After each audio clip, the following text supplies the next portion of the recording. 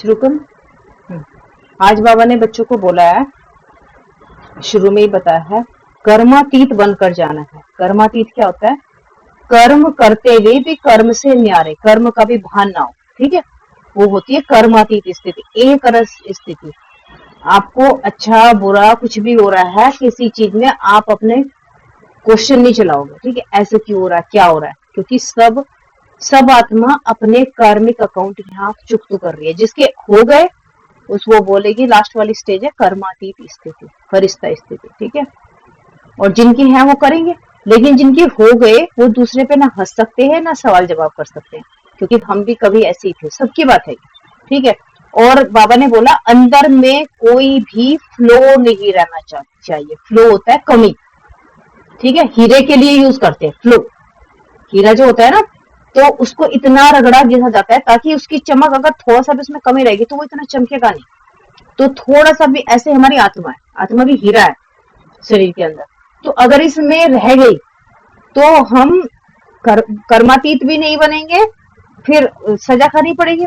और दूसरा, हम पहले जन्म में या सतयुग में नहीं आएंगे, त्रेता में आएंगे या त्रेता के लास्ट में आएंगे, ठीक है।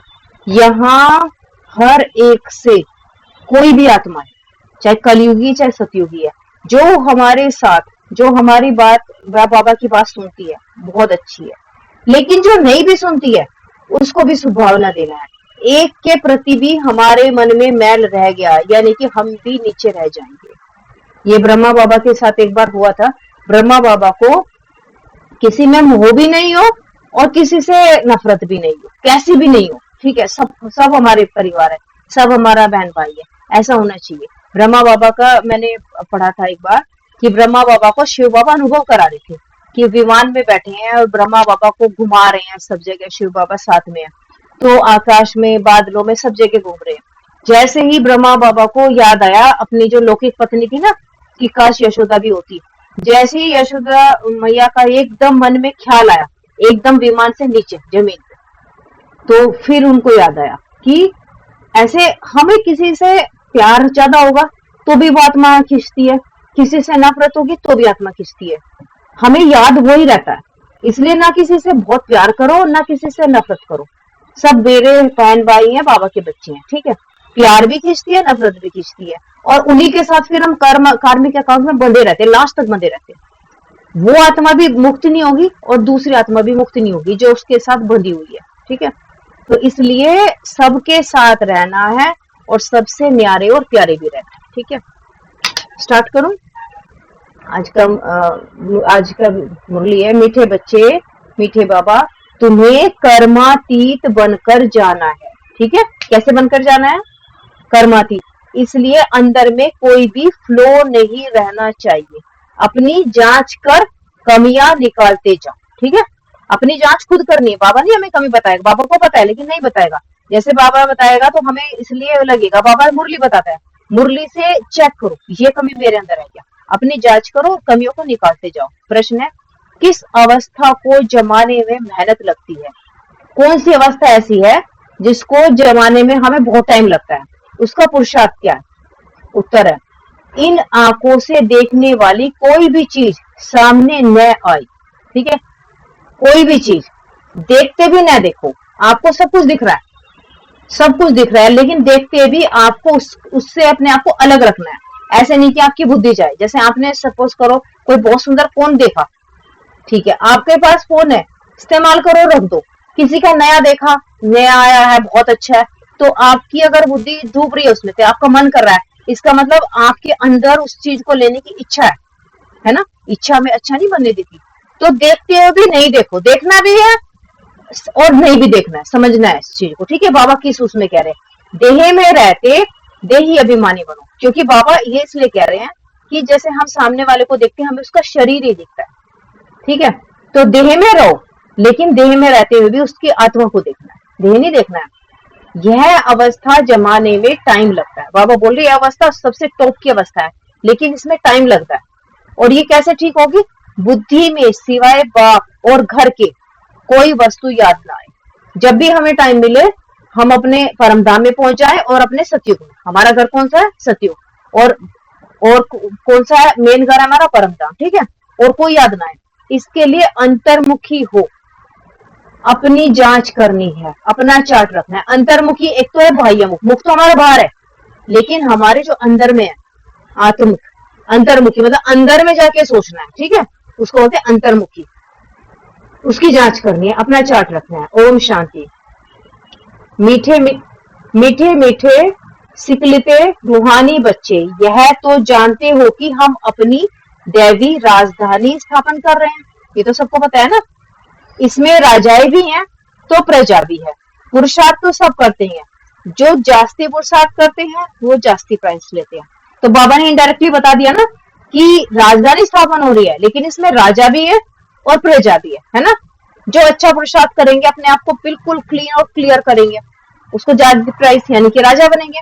यह तो एक कॉमन कायदा है, कायदा यही है ना। अब जितनी पढ़ाई करोगे इतना ही तो आपको फल मिलेगा ना, यह कोई नई बात नहीं। इसको दैवी बगीचा कहो या राजधानी कहो।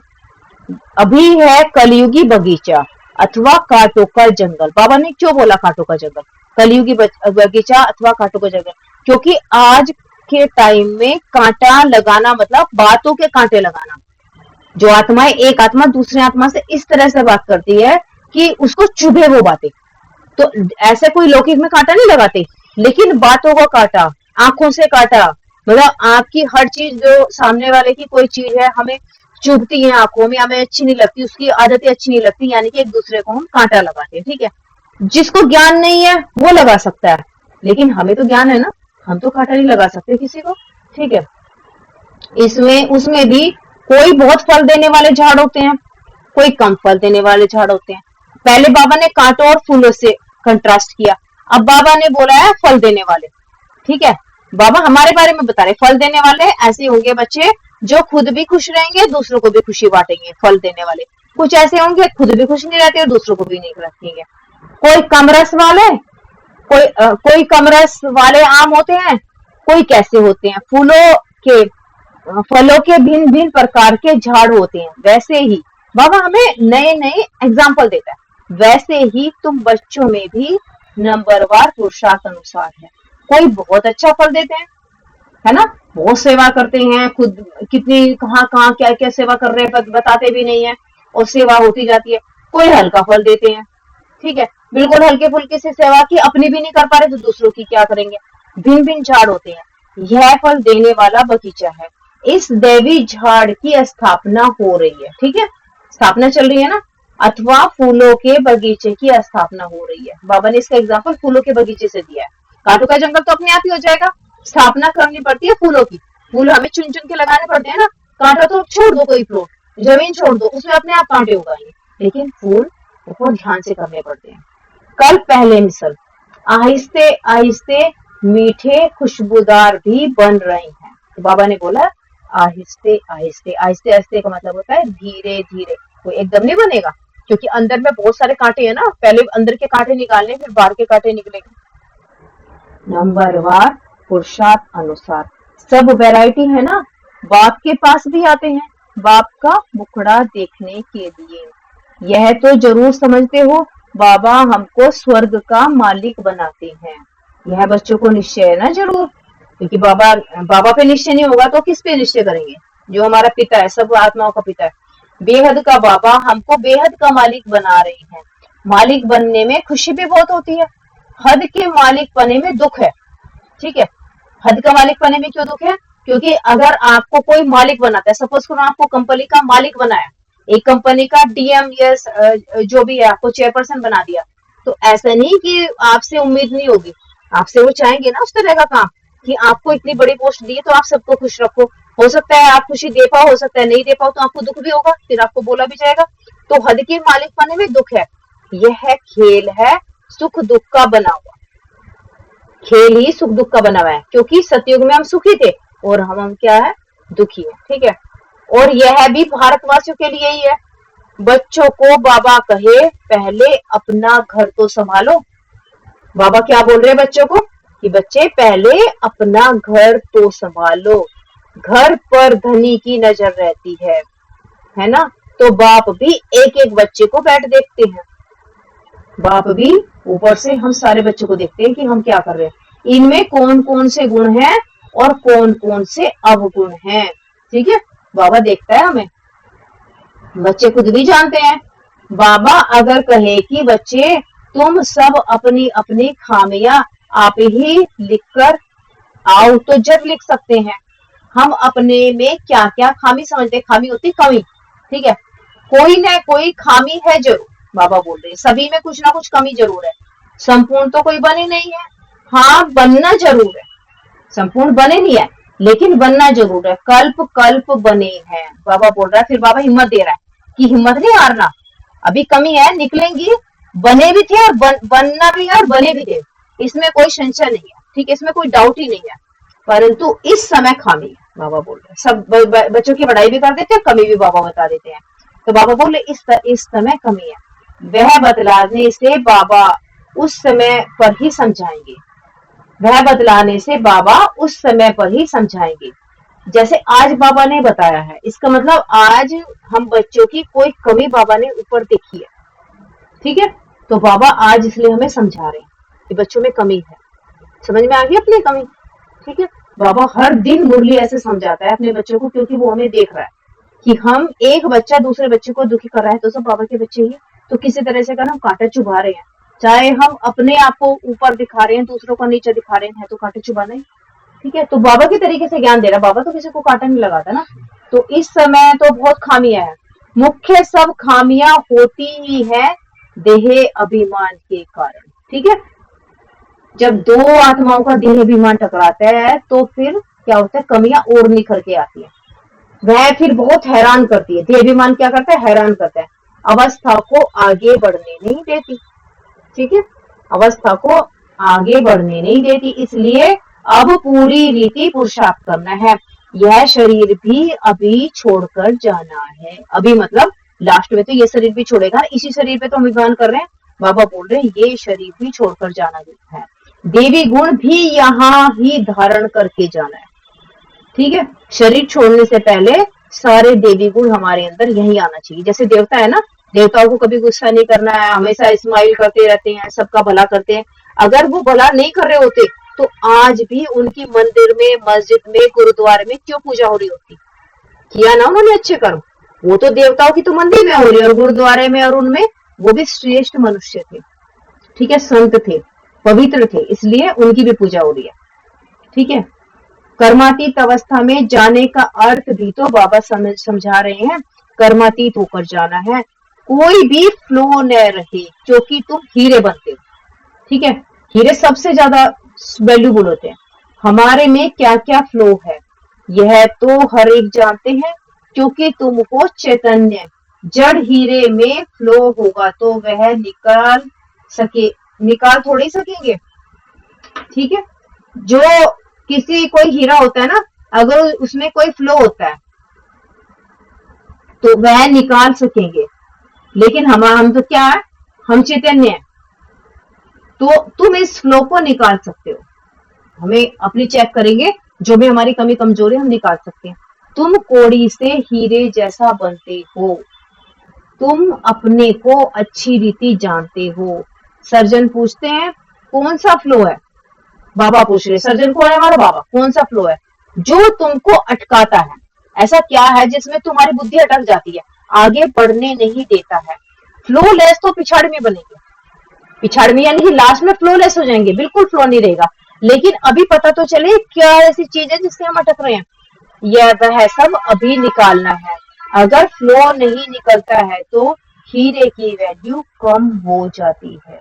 ठीक है, यहाँ भी चेतन में अगर फ्लो नहीं निकल रहा ना किसी हीरे का, तो जो 1 लाख का हीरा उसकी वैल्यू 60,000, 70,000, 80,000 हो जाएगी, 1 लाख नहीं होगी, तो हमारी भी वैल्यू कम हो जाएगी ना, हम शुरू में ना के बाद में आएंगे। यह भी पक्का जोड़ी है, किसके लिए बोल रहे हैं, ब्रह्मा बाबा के लिए। सारी आयु हीरे ही इन आंखों से देखे हैं, ऐसा जोड़ी कोई होगा? तो देखो बाबा को काम भी कितना उच्च कोटि का मिला था, हीरे जवाहरात सोने चांदी के बीच में रहते थे, है ना, साधारण चीजों में थोड़े थे उनका काम, ऐसा थोड़े थे कि बाहर की दुनिया में काम कर रहे हैं, कोई वैसा काम है, तो कितना वैल्यूबल काम था उनका। जिसको इतना हीरा परखने का शौक है, तुम भी हीरे बन रहे हो, तो हमें भी तो बाबा हीरे बना रहा है ना। जानते हो कोई ना कोई फ्लो है जरूर, संपूर्ण नहीं बने हैं। चैतन्य होने के कारण तुम पुरुषार्थ से फ्लो निकाल सकते हो। ठीक है, उस हीरे से नहीं निकल सकते क्योंकि वो तो पत्थर है, लेकिन हमें पता है ना, हम तो अपनी कमी कमजोरी निकाल सकते हैं ना। अभी किसी पत्थर में कुछ दाग है, उसको कैसे निकालोगे, कितने काट दो वो दाग रह जाएगा, लेकिन हम चैतन्य में, हम अपनी आत्मा से सारे दाग मिटा सकते हैं। हीरे जैसा बनना है जरूर, बाबा ने बोला, ऐसा नहीं कि छोड़ दो नहीं होगा।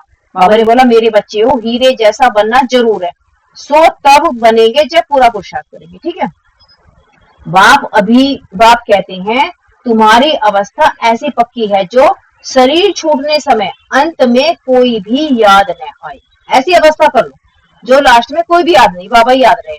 यह तो क्लियर है ना।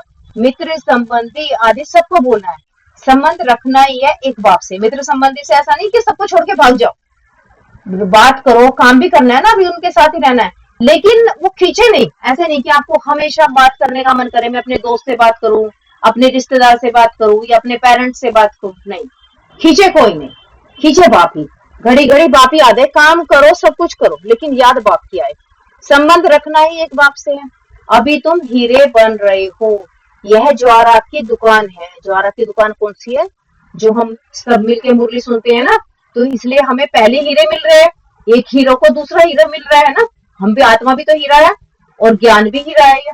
तुम एक जोहरी हो, यह बातें दूसरा कोई भी नहीं जानता, क्योंकि हमने ही बाबा को पहचाना। जोहरी बोलते हैं ज्वेलर को।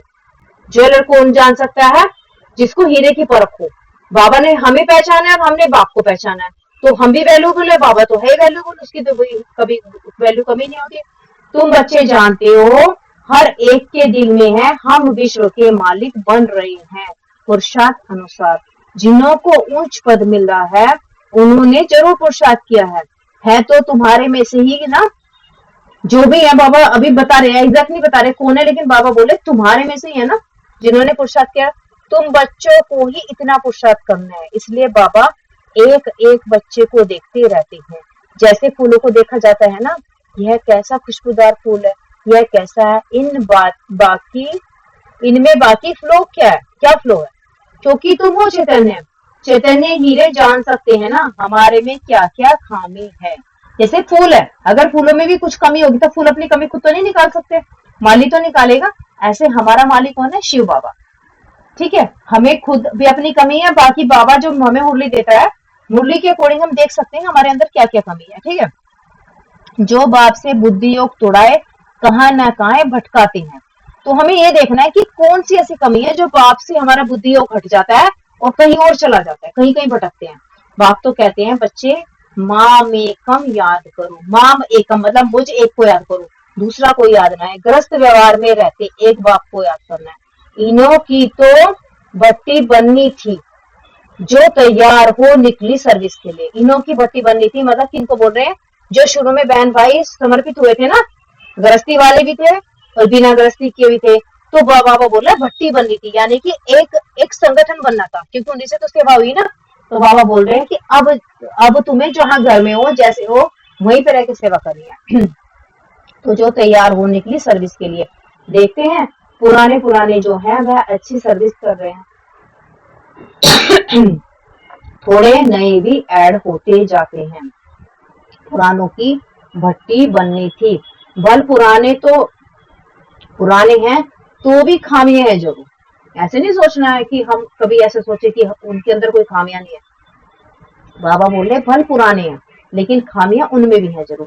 हर एक अपने दिल से समझते हैं कि बाबा जो अवस्था बनाने के लिए कहते हैं वह अभी बनी नहीं है। एम ऑब्जेक्ट तो बाप समझाते हैं, सबसे जास्ती खाद है देह अभिमान की। ठीक है, समझ में आ गया। अच्छा, तब ही देह की तरफ बुद्धि चली जाती है। देह में होते हुए भी देही अभिमानी बनना है। ठीक है, इन आंखों से देखने वाली कोई भी चीज सामने न आई, ऐसी अवस्था जमानी है। हमारी बुद्धि में सिवाय एक बाप के और शांति धाम के और कोई भी वस्तु याद न आए। कुछ भी साथ नहीं ले जाना है। ठीक है, क्योंकि जिन चीजों में हमारा बुद्धि डूब रही है ना, वो हमारे साथ कुछ भी नहीं जाएगा। सिर्फ हमारी वो अवस्था जाएगी, हमारी प्योरिटी जाएगी और कुछ नहीं जाएगा। पहले हम नए संबंध में आए हैं, अभी है पुराना संबंध। पहले पहले कब आए थे? सतयुग में। और अब क्या है? अब सारे संबंध पुराने हो गए, पुराने संबंध की जरा भी याद ना आए। ठीक है। गायन भी है अंतकाल जो स्त्री सिमरे, मतलब अंतकाल में अगर तुम्हें कोई स्त्री या लड़की या किसी की याद आ रही है तो फिर उसी योनि में चले जाओगे। ठीक है। तो इसलिए अंतकाल में एक बाबा की याद रही, बाबा की याद रहोगे तो फिर सतयुग में जाओगे। यह अभी की बात है। गीत तो कलयुगी मनुष्य ने बनाए हैं, परंतु वह समझते थोड़ी है। मूल बात बाबा समझाते हैं, एक बाप के सिवाय कोई याद न आए। एक बाप की याद से ही तुम्हारे पाप कट जाएंगे और पवित्र हीरे बनेंगे।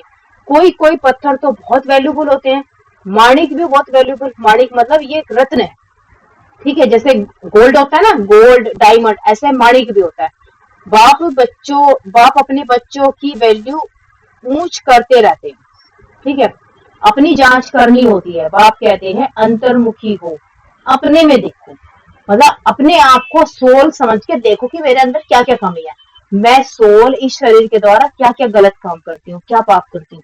तो अंतर्मुखी मतलब शांति में बैठ के आंख बंद करके अपने ही पूरे दिन की एक्ट देखो कि ये मेरी एक्ट है जैसे बाबा चाहते हैं, क्या मैंने वो काम किया है, ये ऐसा काम किया है जो मेरी अवस्था नीचे गिरा रहा है। खुद की चेकिंग खुद ही करनी, रोज करनी है। 2 मिनट भी बैठ के करोगे, 5 मिनट भी, तो अपनी कमी कमजोर है, जो कमी कमजोर है लगती है उनको लिखो, ये मेरे में कमी है, अब मुझे इसको हटाना है। जैसे किसी को बहुत जल्दी गुस्से का संस्कार अभी भी बचा हुआ है, बहुत जल्दी किसी पे नफरत हो जाती है। ठीक है।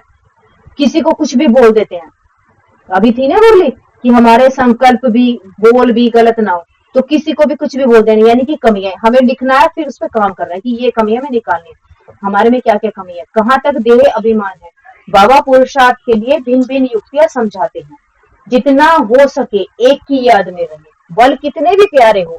खूबसूरत बच्चे बहुत लवली होते हैं, बाबा ने बोला, तो भी याद किसकी याद ना आए। जैसे कुछ अपने बच्चों में अटके हुए हैं ना, तो बाबा बोले कितने भी लवली हो, कितने भी खूबसूरत हो, फिर भी किसी की याद न आए। यहाँ की कोई भी चीज याद न आए।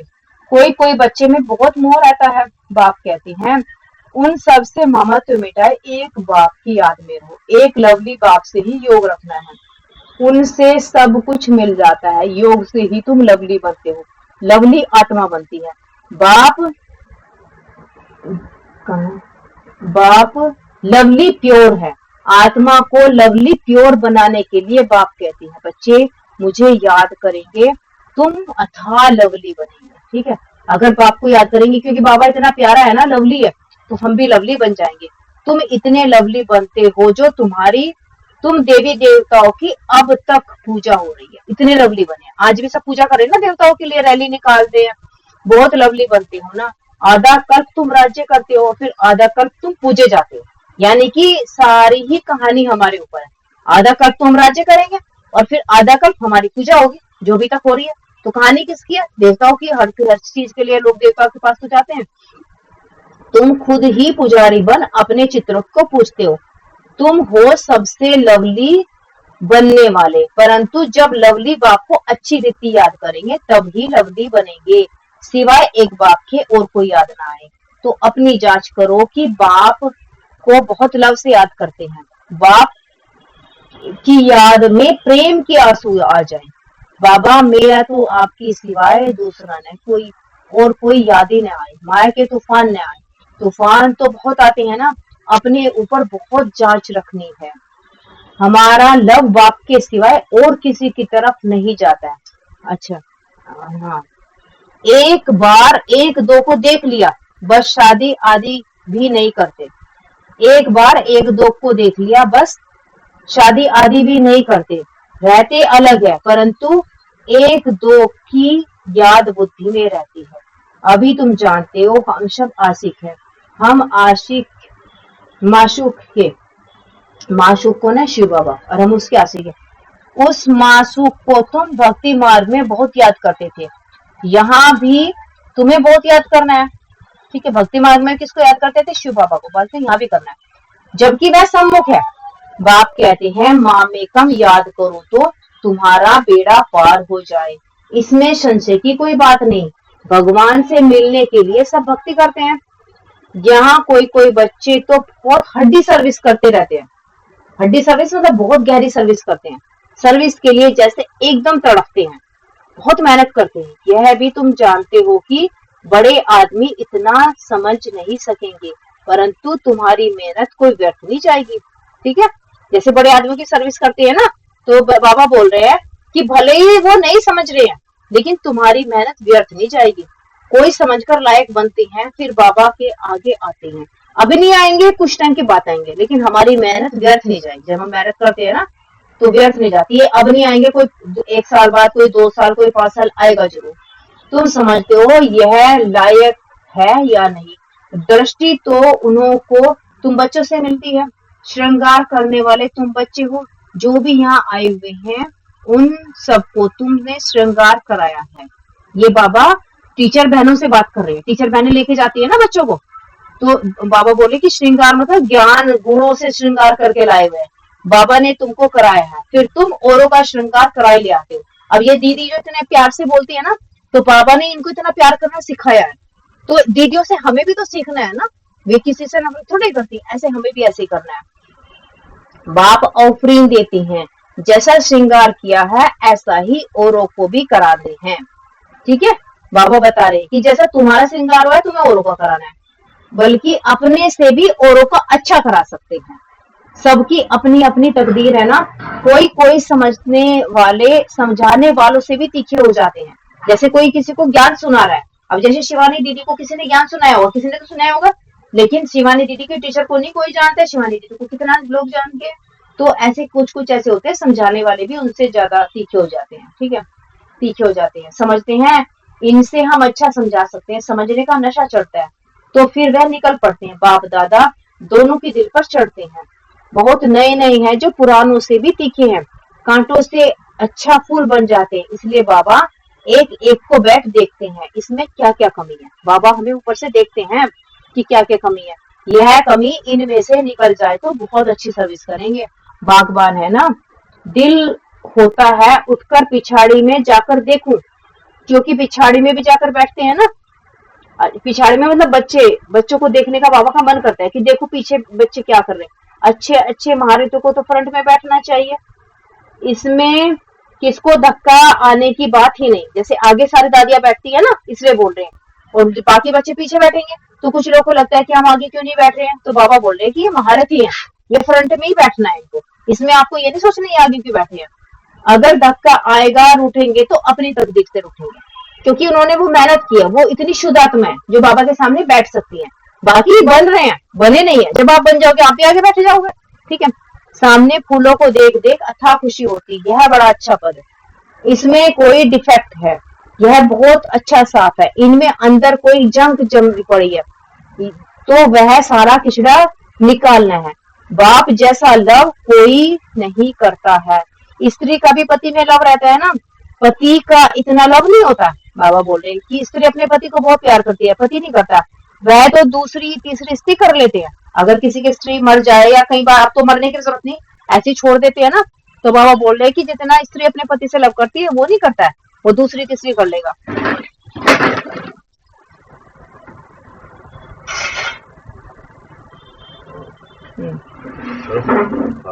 अब तुम बच्चे समझते हो हम बाबा को याद करेंगे, फर्स्ट क्लास बनेंगे। कोई कोई फैशनेबल होते हैं जो जूतियों भी 4-5 रखते हैं, जैसे शूज। बाबा बोलते हैं कुछ लोग फैशन में भी करते हैं, 4-5 जूते रखते हैं। नहीं तो आत्मा की एक जूती है। आत्मा की एक जूती क्या है? शरीर।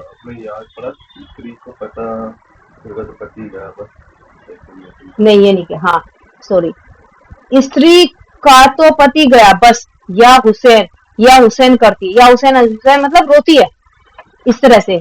ठीक है, पुरुष के लिए एक जूती गई तो फिर दूसरी कर लेंगे। जूती मतलब स्त्री के लिए बोल रहे हैं बाबा, एक स्त्री चली गई तो दूसरी। शरीर को जूती कहा जाता है। शिव बाबा का भी लोंग बूट है। लोंग बूट है, कौन है? शिव बाबा का, ब्रह्मा बाबा। अब तुम बच्चे समझते हो हम बाबा को याद करेंगे तो फर्स्ट क्लास बनेंगे। कोई कोई फैशनेबल होते हैं जो 2-3 जूतियां रखते हैं। नहीं तो आत्मा की जूती है क्या? आत्मा की जूती क्या? एक शरीर है, तो पांव की जूती भी एक ही होनी चाहिए। एक जूते से भी काम चल सकता है, परंतु यह एक फैशन पड़ गया। अभी तुम समझते हो बाप से हम क्या वर्षा पाते हैं। हम उस पैराडाइज के मालिक बन रहे हैं। किसके? सतयुग। पैराडाइज सतयुग को बोला जाता है, हेवन को कहा ही जाता है वंडर ऑफ द वर्ल्ड। संसार का वंडर क्या है? सतयुग है। जरूर हेवनली गॉड फादर ही हेवन स्थापन करेंगे, है ना। जो हेवन का मालिक है वही तो हेवन बनाएगा ना। अब तुम प्रैक्टिकल में श्रीमत पर अपने लिए ही स्थापना कर रहे हो, ठीक है। ये पॉइंट नोट करने की है, श्रीमत पर कर रहे हैं। श्रीमत मतलब श्रीमत परमात्मा की मत पर। और किसके लिए कर रहे हैं हम? सतयुग परमात्मा के लिए थोड़े कर रहे हैं, अपने लिए, ठीक है। अपने लिए स्थापन कर रहे हो। यहाँ तो कितने बड़े बड़े महल बनाते हैं, यह सब खत्म हो जाएंगे। तुम वहां क्या करेंगे? दिल में आना चाहिए, यहाँ तो हमारे पास कुछ भी नहीं है। वैसे ही भल बाहर में ग्रस्त में रहते हैं, यह भी समझते हैं सब कुछ बाबा का है। हमारे पास तो कुछ नहीं है, हम ट्रस्टी हैं। ट्रस्टी कुछ नहीं रखते हैं, बाबा ही मालिक है। यह सब कुछ बाबा का है। घर में रहते भी ऐसे समझो, ठीक है। अपने घर में हर चीज को ये समझो ये बाबा की है, बाबा ने हमें संभालने के लिए दिए। जैसे बच्चे पति जो भी है ना, सबको सोचो बाबा के। जब ये बाबा का सोचोगे तो किसी पे गुस्सा नहीं आएगा। जब हम अपना समझते हैं ना, ये मेरा है, ये मेरा भाई है, या मेरी बहन है, या मेरा पति है, तो हमें गुस्सा आता है कि हमारी क्यों नहीं सुन रहा है। लेकिन जब ये सोचेंगे ना बाबा है, बाबा ने संभालने के लिए दिया है। जैसे जो चीज कोई संभालने के देता है तो ध्यान रखते हैं ना उसका, हम उसमें गुस्सा थोड़ा ही करते हैं। तो फिर ऐसे हमें ट्रस्टी होकर रखना है। साहूकारों की बुद्धि में तो ये बातें आ न सके। बाबा कहते हैं ट्रस्टी हो रहो, कुछ भी करो बाबा को इशारा देते रहो। लिखते हैं बाबा मकान बनाओ, बाबा कहेंगे भल बनाओ, ट्रस्टी होके रहो। बाबा ने मकान को मना नहीं किया, लेकिन मकान में भी बुद्धि ना फंसाओ, ये करना है, ये करना है, इतना ज्यादा करना है पैसा करो। बाबा ने रहने के लिए थोड़ा बना किया। बाबा बैठे हैं ना, बाप जाएंगे तो सब इकट्ठे जाएंगे अपने घर। बाबा बोल रहे हैं कि अभी जब तक है यहाँ सब रहो, अच्छे से रहो। बाबा ने नहीं कहा दुखी होके रहो, परेशान होते रहो। जब हम जाएंगे ना, जब सारे बच्चे आ जाएंगे, तो बाबा फिर हम सबको एक साथ अपने घर इकट्ठे होके ले जाएगा। फिर तुम चले जाएंगे अपनी राजधानी में। हमको फिर कल्प कल्प आना ही है पावन बनाने। बाबा बोल रहे हैं कि मैं तो बैठ जाऊंगा, फिर कल्प फिर से आऊंगा आपको पावन बनाने, अपने समय पर आता हूँ, ठीक है। अच्छा, मीठे मीठे सिकुलते बच्चों प्रति माता पिता बाप दादा का याद प्यार। Good morning. रूहानी बाप की रूहानी बच्चों को नमस्ते। आप भी करो। हम रूहानी बच्चों की करो, हम रूहानी बच्चों की रूहानी बाप को नमस्ते नमस्ते नमस्ते। बाबा शुक्रिया बाबा। धारने के लिए मुख्य सार, सभी से ममत्व निकाल, एक लवली बाप को याद करना है। अंतर्मुख हो, अपनी कमियों की जांच कर निकालना है। वैल्यूबल हीरा बनना है, ठीक है। बहुत बहुत कॉस्टली हीरा बनना है, साधारण नहीं बनना है अपने आप को। ऐसे बाप से, नंबर 2, ऐसे बाप से हम बच्चों, जैसे बाप ने हम बच्चों को श्रृंगार किया है, ऐसे सबका श्रृंगार करना है।